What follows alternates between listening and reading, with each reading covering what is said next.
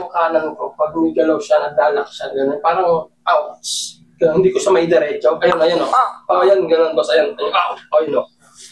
Okay, ibig sabihin yan, sige, wag mo munang galawin kasi masasaktan ka lang yan pag hinanap mo yun. Ibig sabihin yan, wala sa timing yung tinatawag nating head humerus. Kasi pag round mo ng ganyan, Ganun po. kailangan mo na naman pipektusan. Oy. Yun. Tapos, di ba, nawala sa timing yung head humerus, possible yan na bumaba ng kaunti. Kasi hindi mo yan madidislocate ng pataas or hindi talaga yan, kasi may kalso yan, yung tinatawag nating acromion, no? Tingnan nyo lang tong shoulder na to, may kalso yan, may kalso. Hindi mo maano yan. Palaging ang dislocation yan, or mild dislocation, hindi total yung dislocation. Pababa at paharap. Bihirang-bihira rin yung mangyari yung lalabas siyang patalikod. Bihirang mangyari yung paharap at medyo pababa. Yan. Pero hindi siya totally dislocated. Ngayon, pag tumatagal na mayroong kayong ganyan, kasi hindi tayo naglalakad ng nakaganito, yung nakakupit, yung parang tangang ganyan, hindi tayo naglalakad ng ganyan. Automatic, nai-scratch yan. Meron tayong tatawagin ngayon dyan, slap tear. Ano yung slap tear? Yung panloob, nai-scratch po yun. Yung tinatawag nating glenoid. Kaya pag, nakakaganyan ka, ganyan, okay. Pero pag hinanap mo, ginanon mo, ow. Okay na naman. Pag nakagaya, okay. Pero, pag tinwist mo ng sasabit, yun yung slap tear. Pero, paano makaka-recover yun? Siyempre, ibabalik muna natin yung head humerus. Tapos, hanggat maaari, kung makakabili kayo ng muscle tape. May nakakita kayo minsan kulay pink, pula.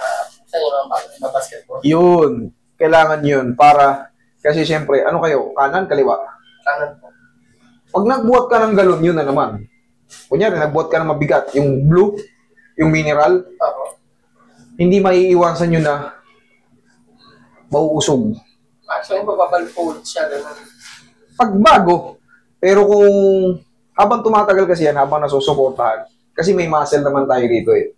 Nakakasuporta yung mga muscle dyan. Pero syempre, pagka wala tayong pang-depensa, wala tayong pang-support, pag bagong adjust, malaking posibilidad na uulit.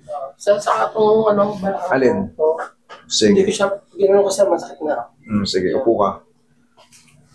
Anin natin yan. Kaya rin natin yan. Yan balangan. Tapos yan. Ito sa trabaho to eh. Kabubuhat ng may bigat. Madali lang naman yung kaso nyo eh, kasi hindi pa frozen.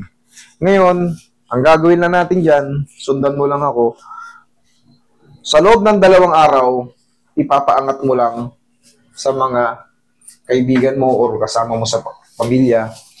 Tuturo ko sa inyo. Hindi ito masakit. Basta magme-maintenance ka lang muna ng ganun. Sige po.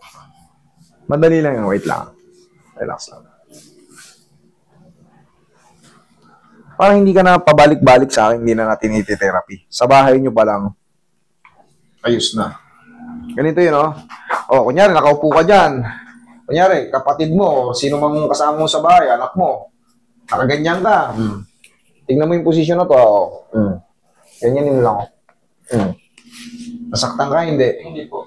Naramdaman mo may Medyo, opo. may umangat. Ganun lang. Very simple lang. Yung kaso nito ni sir, tingnan mo dito, wala. Pero ito, meron.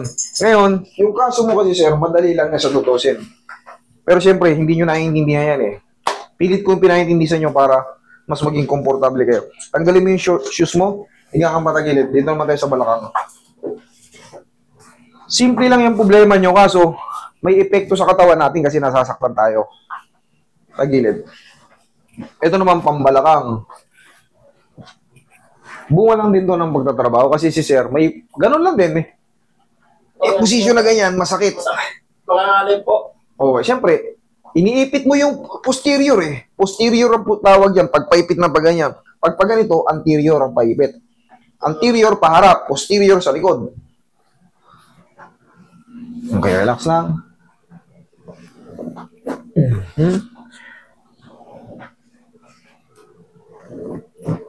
Kabilang side.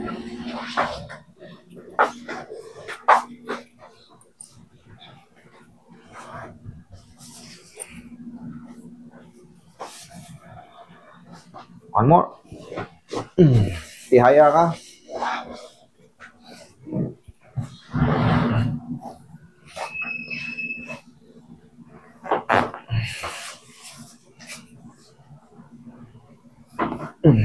Sige, dapa, bossing.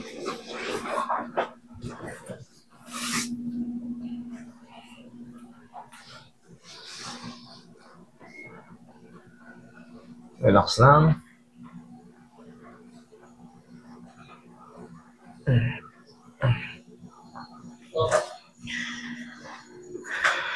Shoot na yan, bossing. Yun yung tinatawag na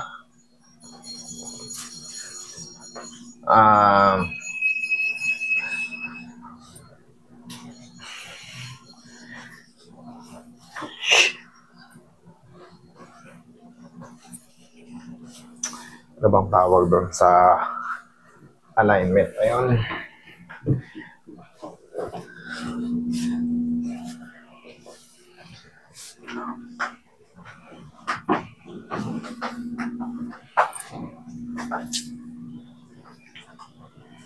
Huwag nyo munang ang tawag to, huwag nyo munang i-challenge yung pinakasagad na ganito. Kasi mahirap din ganyan eh. Kumbaga, kung nakakakilos tayo, yung normal lang muna. Kasi yung ganito, compress na siya. Pag inipit mo pa siya lalo, ganyan pa naman yung ginagawa ko pa nag-exercise ako. mali yun eh. Bine-bending ko siya. Mali.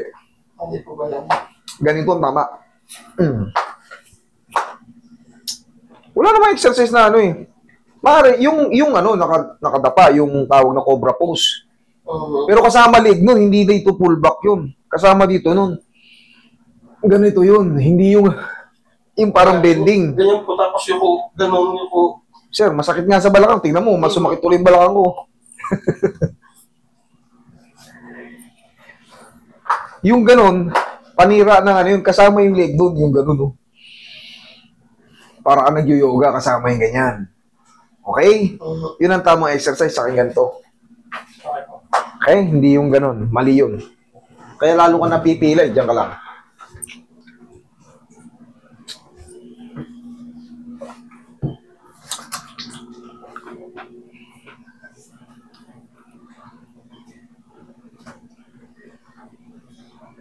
Ito po, nakuha ko yun sa pagtulog eh. Naiipit pa ganito, patagilid. Nagising ko po, masakit na ho. Kaya nga, umuusog yan, sir, umuusog yan ng anterior. Anterior mild dislocation. Kaya naramdaman mo yung kanyang hinata ko rito? Oo, wala po siya. Shumot. Okay na yan. Tapos, ang maintenance nga niyan, yung kanina tinuro ko sa'yo kanina. Ganun lang. Araw-araw po yun. Every 2 days. Pero kung wala na, kung hindi na sumasakit, mga 3 beses lang naman. Pero napakasimple lang naman, ganyan lang yun. Ganun lang, para wala lang. Diba? Ipapangat mo lang. Para hindi ka na bumalik sa akin kasi baka magtaka ka. 2 araw ko lang ginamit, bumuhat lang ako ng konting tabo, may tubig, sumakit na. Sumakit na ulit. Kasi nga, hindi natin alam nilo, pero pangkaraniwan, sinushortcut ko na kasi, meron natin tinatawag dyan na slough tear. Nasusugat yung glenoid natin. So, ina-anticipate ko na kagad na kasi paulit-ulit na yung kaso na lumalapit sa akin. Opo, ako na ito nga po. Di ba? Ilang libo na yung umaano sa akin. Kumbaga, ito na may kabisado naman natin. Hanggat maaari, para makatipid kayo, sa bahay lang, napakasimple lang. Ayan, gaganyanin mo lang. Wala na, tapos na. Tsahin ko nga rin po, sana kasama ko ngayon, natatakot po. Bakit? Nasaktan ba? O, tingnan mo. Sasabihin ko sa kanya na hindi naman. Ikaw, may galawin mo kamay mo. Okay naman ako. Wala na akong lock. Kasi nga, alam natin yan. Kabisado nga natin yan. Kaya nga, hanggat maaari, ini-explain ko sa inyo, shortcut ko na minsan, kasi hindi nyo rin naman maintindihan pagka malalim na yung Pero kita nyo na, yung execution, tama, o mo okay, hanggat maaari, sundin nyo lang yung bilin ko. 2 days? Ganina, wala, may lock siyang gano'n. Okay na. Hey, thank you, bossing. Okay, thank you, sir.